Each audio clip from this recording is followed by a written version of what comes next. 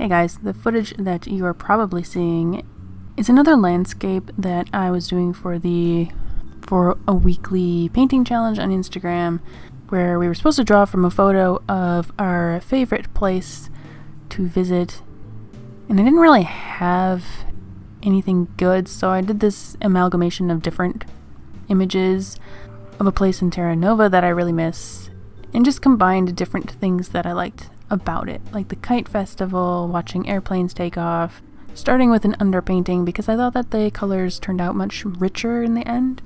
And I don't really want to bore you too much about the making details because we've been through this. And if you can hear a weird noise in the background, it's because they're constantly landscaping here every day, all day, and it's noisy. So just for the purpose of having something to chat about, I want to talk about how we present ourselves online. It never fails that every time I log into social media or an artist forum, there's always somebody who's having a personal crisis. And this is something that we all do. We all have these moments. I definitely do this. Everyone is equally put off by it, and no one knows what to do about it. You know, when you post, I don't know how to do this thing, or I don't know what to do, I need specific help with this, and people will come and they will offer answers that are very practical and simple. What we end up doing is we reject all of those answers and respond with some kind of excuse as to why we can't do those things, or why those things aren't relevant to us, and blah blah blah blah blah. And it starts this really discouraging chain reaction where the people who are there to help you don't want to help you anymore. They just get frustrated, and the person who needs help gets frustrated because nobody's helping them. And it's really embarrassing to be that person. And even when we're in the midst of it, it's mind-boggling. Like, why? If I'm so unhappy with something, why am I fighting so hard to remain unhappy and remain in that position? Like, why do we do that? And it's not even really that big of a mystery. It's easy. It means we take less responsibility for our actions. We like to be victims, especially in popular culture. We romanticize victimhood as to be something cool. Endless internet fights and the way that they evolve prove that we just have this natural drive to win an argument, even if we know that we're wrong. Because if it turns out that we were wrong about our victimhood, about not being able to change something, it means that we have been spending so many years wasting time, and we have to realize that we could have accomplished something years ago if we didn't self-sabotage so much.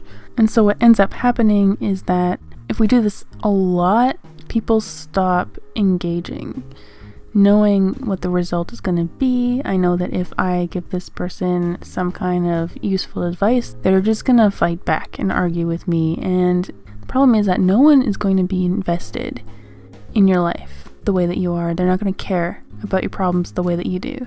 And if I go online and tell people that I am a terrible artist, that I don't know what I'm doing, that I don't have any creative ideas, somebody please give me some, and just drag others into doing the work that I should be doing, they're gonna start believing me. This person doesn't know what they're doing. This person is constantly asking for creative ideas when that's literally their only job.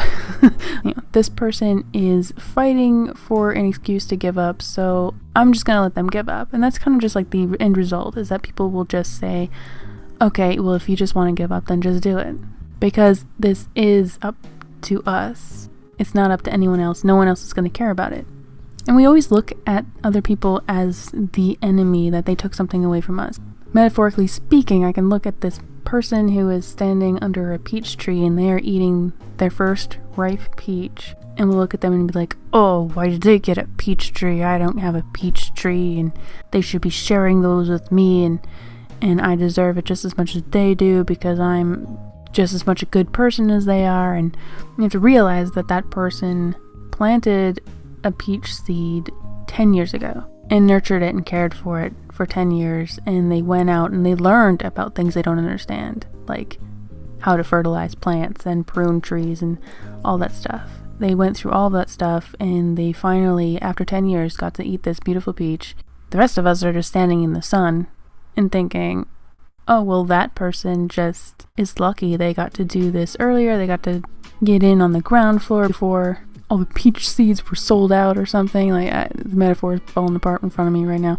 But we have like the choice to either plant the seed and care for it now, or continue thinking that it's completely out of our control, and then 10 more years from now be looking back at ourselves thinking, man, when I first noticed this, I wish I had just planted that seed, because then I would be there by now.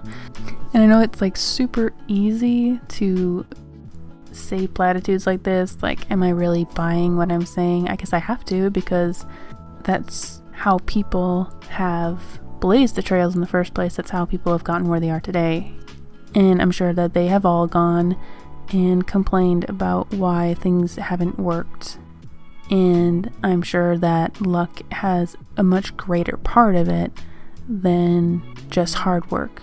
But luck is something that we can't control.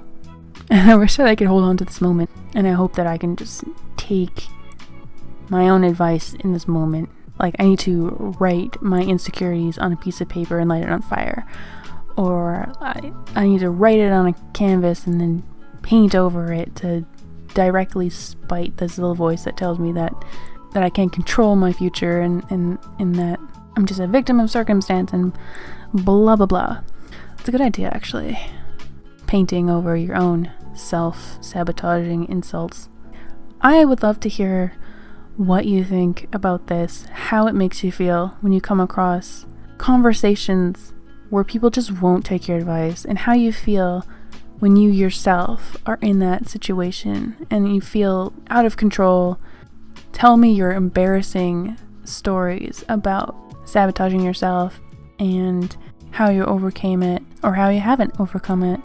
Tell me about a moment where you thought you actually reached somebody and changed their life, or when somebody got through to you. Leave me a comment about that.